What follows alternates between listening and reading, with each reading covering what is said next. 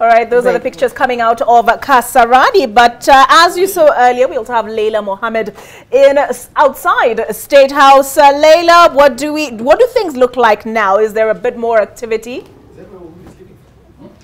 Kaleche, things are different out here. The sun is out for once and my black jacket is off.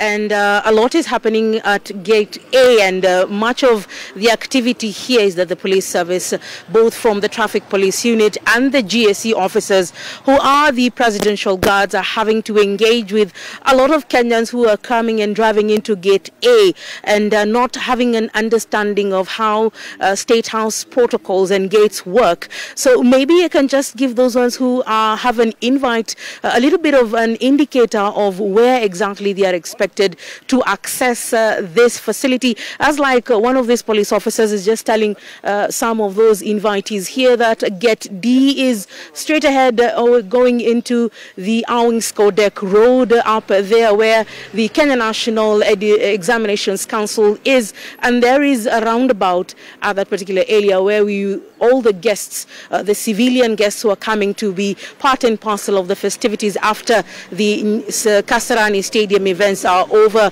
Some of those guests are entering the State House precincts from that particular area, and this is the presidential entrance. Gate A is strictly for the head of state, and this is where Uhuru Kenyatta will exit as the fourth commander, and William Ruto will be driven and enter here as the fifth commander-in-chief of the Kenya Defence Forces, and as well as the civilian police and intelligence services. Rigathi Gachagua, once he leaves the cortege from Kasarani Stadium, will be able to enter the State House facility via Gate B. That is where the Deputy President, the CSS of state, as well as dignitaries, including diplomats and other officers from the international community, will be able to access the State House area. And this particular gate is the one that is looking directly on Processional Way, going down into the Serena Hotel and joining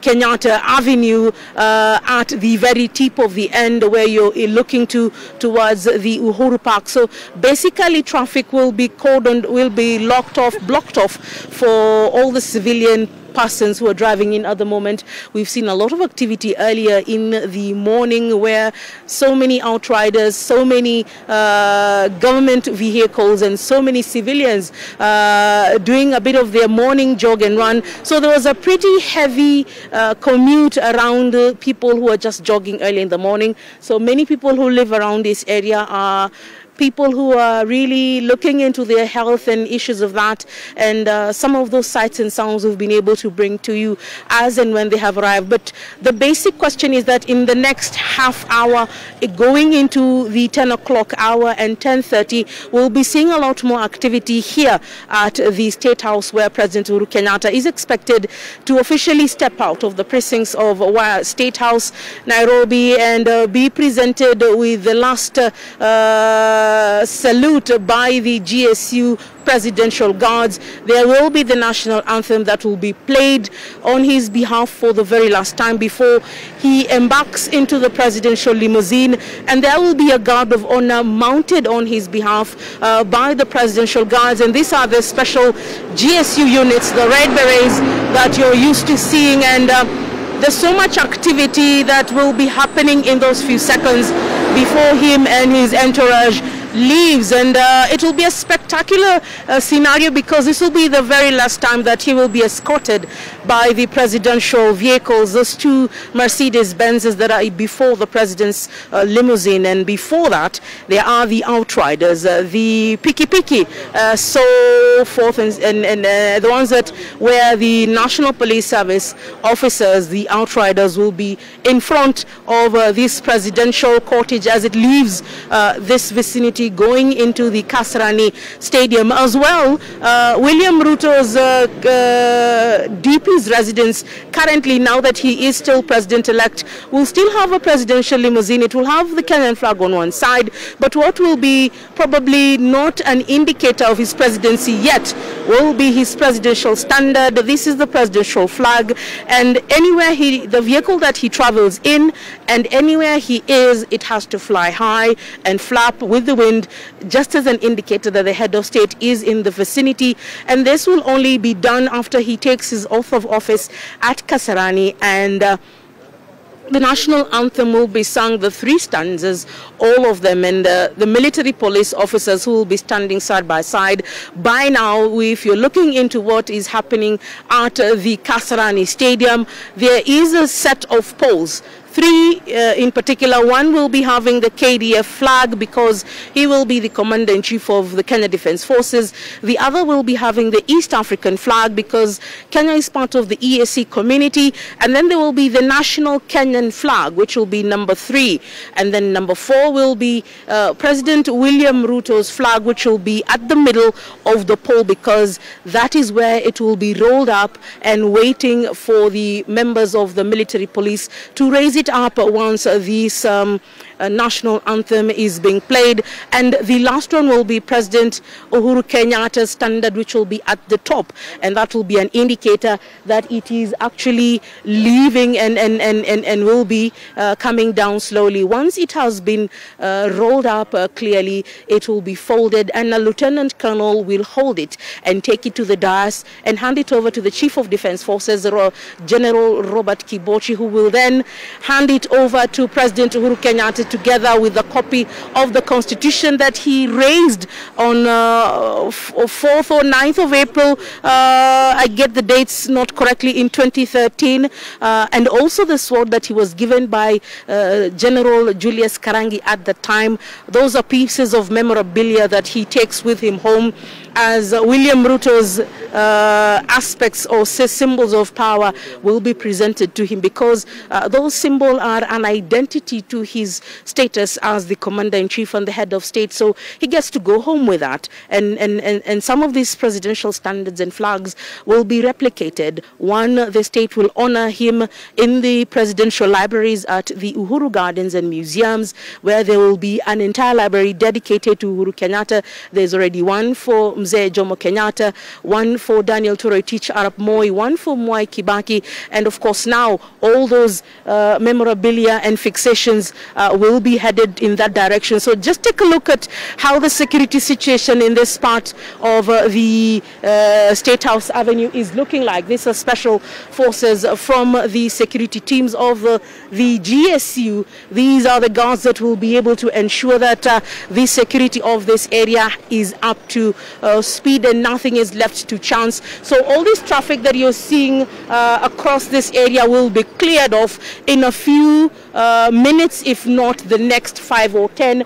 And this is a scenario that we've seen happening so many times this morning. Those who have the red and the purple invitations to get into the vicinity of State House, all of them just coming here to State House Gate A. And like I said before, this is the presidential entrance, and it will only be used by President Uhuru Kenyatta, the 4th Commander-in-Chief, as he exits State House officially as the Commander-in-Chief.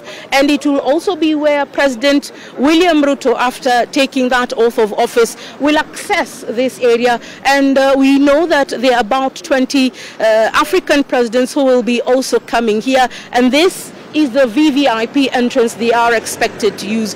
So ideally, this is one of those interesting and exclusive days when the media is allowed to cover this particular entrance, because as you can see, there is a huge sign written in yellow that this is a protected area. There's a legal notice that bans anyone from doing any kind of photography. It's a different scenario where we see in other European and North American countries, like in the White House, where where despite the heavy security that has been ushered into that particular area, people can go there and visit and take pictures and do Instagram posts and just speak the memorabilia. But here, the country's leadership and the center and the seat of power ideally doesn't operate in that manner. So State House, other state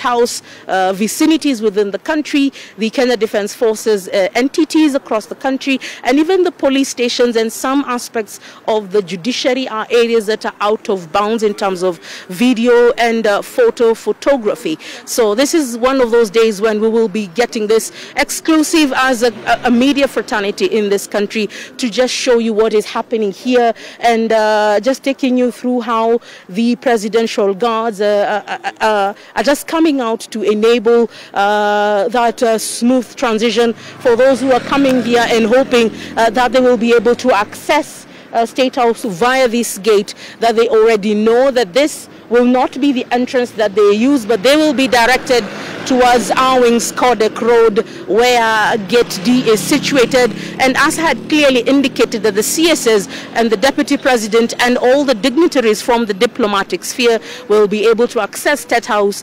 via Gate B. So there's a lot going on here. In a few minutes, if not moments, we expect that this particular heaviness in terms of vehicular traffic will be stopped just in time for President Uhuru Kenyatta to exit this area for one last time as the Commander-in-Chief. The next moment he comes here, he will be coming as a guest of the state, and it will be Rachel Ruto who will be receiving him and honoring him during that luncheon that she is expected to host for many of the 6,000 guests who are expected here later in the afternoon. We saw that she was being taken through the corridors and just finding out where is the kitchen and where is a lot going on inside State House. But these things we'll be able to see more of as the day continues. But I take you back to studio where, Kaleche, you have a panel of experts who will be explaining to us this presidential standard and a bit of